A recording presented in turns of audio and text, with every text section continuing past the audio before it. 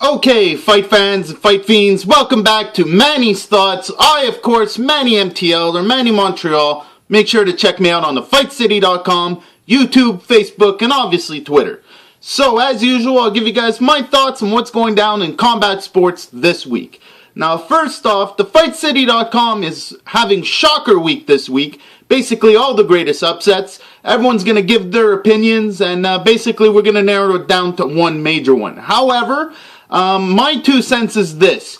I wanted to mention Jones-Tarver 2. Now, if you don't know the setup to this, you won't understand why it's such a shocker. Because basically, at the time, Jones was 49-1 with 38 KOs. Now, he had gone from light middleweight to super middleweight to light heavyweight to cruiserweight to heavyweight and won titles in every division. The man just cleaned up. He's the Arnold Palmer of boxing. But somehow, someway, he decided after getting the heavyweight crown from Ruiz that he was going to go back down to light heavyweight and challenge Antonio Tarver. Now, he fights Tarver, and it's a tough decision, but he wins it. And gets the WBC crown. Now, Tarver at the time was 21-1 with 17 KOs. Adding another loss, however, he was on a big win streak and honestly with a lot of KOs. So, of course, the rematch hit. Now, personally, I was over the moon. I thought after the heavyweight crown, Jones should have retired. However, the WBC belt was even better, so I was like, okay, retire now. However, they had to have the rematch. So, I was a little nervous about the rematch, but I thought, the first fight, Jones still had some weight from being at heavyweight. He didn't look as good as usual. If he showed up in shape, I thought he was going to dominate Tarver. Now, sure enough, right before they touched gloves, Tarver is famous for having asked Jones if he had any more excuses. Now, that becomes prolific because the first round goes down and it's all Jones. Instead of like in the first fight where he was off the ropes a lot, it was back to his regular Jones self, holding the middle of the ring, being the ring general that he is, just dominating the whole round and doing what Jones does best. So I was super enthusiastic. I was like, woo, he's going to prove everyone wrong. Look at this. Everyone thought that last fight was close. Jones is going to smoke him. Well, round 2 comes around. Now, this is for every fighter out there. Remember this moment. Go watch the fight and remember this moment. Jones throws a lazy left. Now, number 1, you should never throw a lazy punch in the ring, ever. But he does. And not only did he do that, but against a young, strong, hungry, vengeful, because he's trying to get his belt back opponent. Shouldn't have taken him that lightly. Throws a lazy left, gets caught with the right. Down he goes. Jones doesn't make the 9 count. The reason this is such a big shocker is because sure, some people thought maybe, just maybe, Jones was going to lose by decision. But nobody thought in a million years Tarver was going to knock him out in the second and that was going to be it. Well, technically speaking, that wasn't it, and I believe Jones is someone like 59-8 now, and he's still fighting over there in Russia. However, that was my big shocker. That was the beginning and the end for me for Jones. After that, he fought Johnson, and then Johnson knocked him out. It was just the beginning and the end of an era, because honestly, it was a big shock to me, because, Jones was the man. There's a highlight reel. HBO used to love him off. Go look at his highlights if you don't know who I'm talking about, but you should. Anyone that watches this show should. But anyways, the point is, that's my upset. That was the big shocker for me that I decided to talk about this week. Now, that leads me to last Saturday. I got to go to a great amateur card at the Grant Brothers Boxing Gym. First off, thank you. Second off, great job from all the fighters. Guys from different clubs showed up. It was just a good little card. I want to give a couple standouts or at least mentions because, well, the ones that didn't go to this fight, you missed out on something. You'd be surprised what you can get at an amateur card for $25. Well, anyway, first off, I'll talk about the heavyweights. There was a heavyweight clash, and there was a young man named Shaquem Nurse from Grant's Gym versus Walindi Constant from Club 35. Now, Walindi is a bit more of a vet in the ring, and Shaquem was new. I believe it was maybe his second fight in there. Now, obviously, when you play around with the heavyweights, you're looking at maybe getting knockouts, and that's what happened. Now, the young man's only got 2 fights, but Shaquem took a really big knockout, and, well, he's okay. He got back from it, and Willindi won the fight. Now, I just want to say these 2 things. First off, good job to Willindi. It was a decent punch. You caught him right. And to Shaquem, don't fret. A lot of heavyweights have touched the canvas, and it's good that it happened to you early than later. At least you know what it tastes like now. You know what you did wrong. Get better from it. Now, for Willindi, I will say this. You need to hit the gym and get a little healthier, because when your trainer looks in better shape than you are. Anyway, this brings me to the 135-pound fight between Milan Sharifi and Ricardo Tavares. Now, Milan's one of my faves. I enjoy watching this young man fight. Very technically sound. However, there was a bit of a style mismatch because Ricardo Tavares from the Dominican just fights like a baby Redondo. Just all underneath, all inside. Now, there is a significant height difference between the two, and there was some issues with how to hold them, and the ref basically called it a DQ. Now, personally, this was maybe the best decision, because had the fight continued, I don't know what the heck would have happened. However, this does bring something, because, well, Milan can go back to the drawing board and work out what he would do against such a little pinball. And for Tavares, it's a win, a little build-up of confidence, and maybe he can work some more stuff to maybe go up top a little bit more on these taller guys. Anyway, that leads me to the girls 135, a beautiful fight between Samantha Romiti and Sonia Remillard. Now, Sonia won the fight by decision.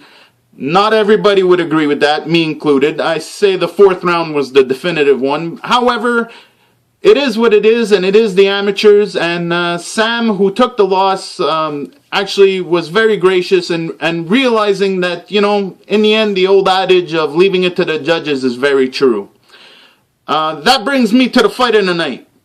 And this is why I go to these amateur cards. Funnest fight of the whole night.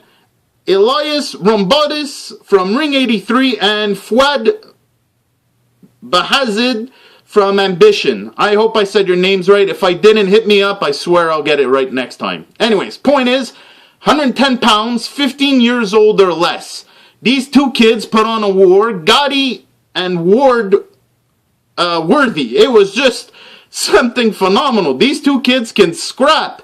Look out for these guys. They're so young, they put on a better show than most of the kids in there. Anyway, hats off to those kids. Fight of the night. This leads me to another amateur card going down on February 20th in Ottawa. Beaver Boxing Club's putting on a beautiful little gala. Big fight in Little Italy. $20 at the door. You can't ask for a better Friday night, especially in Ottawa. 523 St. Anthony Street. Make sure you go hit them up on Facebook or on their webpage. Get your tickets now. You'll probably save $5. It's going to be a great card. I'm doing everything I can to make it out that way. And at least I'll keep you guys posted on future shows. Next up, I want to mention something. So, to mess around, I decided to go on the BoxRec and look at how good Quebec's doing in the Canadian standings. Now, something very interesting to me. In the Canadian pound for pound, there's 25 names, 17 of which are from Quebec. Now, if you just go by weight categories and you count up how many Quebecois fighters are in the top 10 or top 20 of each division, you'll find out that we hold more than 25% of every weight division out there in Canada. That's right, we're holding down a quarter of Canada's boxing here in Quebec. Anyways, this leads me to a couple little fantasy fights I came up with in my mind. And some of them might actually happen, so pay attention. First off, super welterweights. We got 6 guys in the top 20. Now, this is why I don't entirely agree with BoxRec, and if you guys don't agree with their standings, remember, they're not mine, they're BoxRec's. However, number 1 on that list is Alcin somehow. Now, number 8 is Catroni. So, Fantasy Fight 1, I would like to see Catroni Alcin. I think Catroni would smoke him. Next, middleweight fight. Number 1 is David Lemieux. But who's number 2? Renan Saint-Just. Now, I know that's a fantasy fight, but I do think it would lead to fireworks, and that would be a hell of a fight for Quebecois fighters. Next up, just a little notable, in the super middleweights, just want to mention Shaq's number 9, Shaquille Finn, number 9. Next up, light heavyweights. There's 7 out of 20 guys on there that are from Quebec. And obviously the number 1 and number 2 spots are held by us. But I just want to mention something. Eric Bazinian's number 5. And Pascal Villeneuve, who's been out there a little bit longer than him, is number 10 somehow. Honestly, I'm not entirely sure if these rankings are correct. There's one fantasy fight that maybe we could have that would actually set off some big fire alarms here in Montreal. That would just be a barn burner between the two of them. 2 heavy punchers, 2 guys that know what they're doing in the ring. It would be scary. That leads me to the dream fantasy fight that might actually happen, people. Adonis is number 1, and Jean-Pascal is number 2. If Jean-Pascal somehow beats Kovalev,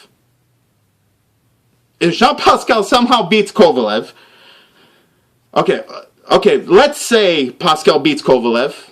Okay, yeah, we'll go with that. Let's say Pascal beats Kovalev. That would give him all of Kovalev's belts. And Adonis having the WBC, we would have, oh my God, the biggest crowning of, you know, an undisputed champ in the longest time. And it would happen here. Now, even if Pascal doesn't beat Kovalev and Kovalev eventually faces off against Adonis, no matter what happens between Adonis and Kovalev and Pascal and Kovalev, I still think an Adonis-Pascal fight's eventually going to happen. And obviously the best outcome would be both guys just having belts, but if it doesn't happen, even just the fight between the two would just be awesome. Now, that leads me to the next thing. Guys, help me out. Send me emails, write me, do whatever you can. Hit me up on Twitter.